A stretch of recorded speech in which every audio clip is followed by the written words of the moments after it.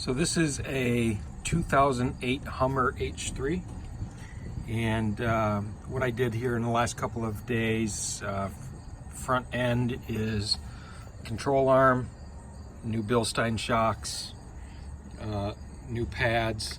I probably should have changed the rotors, but I didn't, and still got to put this last tie rod on. This is the inner, it's not changed yet.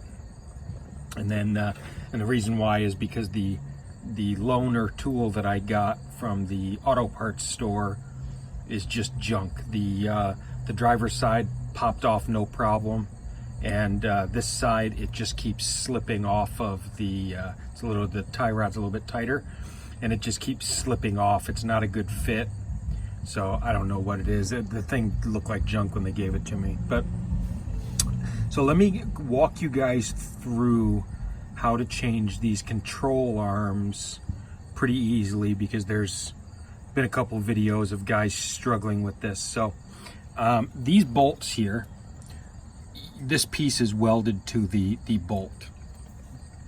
The problem is this is a brake line, and it's literally right in the way.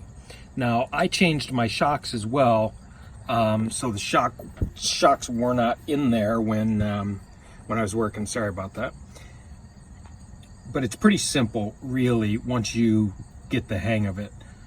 So these curves, you know, it's curved, and the curve goes to the outside. So this one pops out no problem. This one is the issue.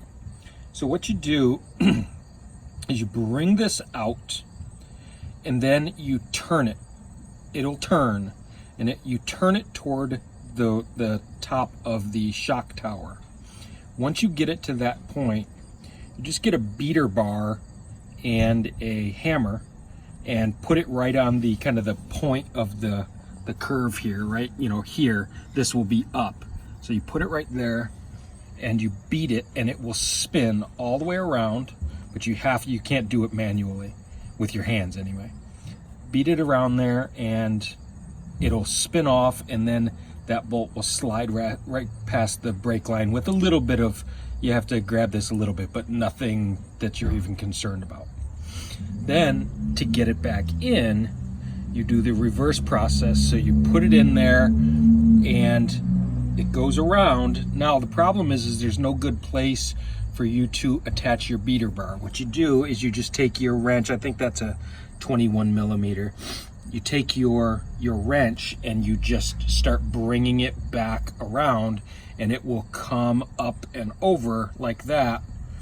And it takes a little bit. You might even have to get a leverage bar to put on there, but then you're good to go. So that's how to do it without removing that brake line.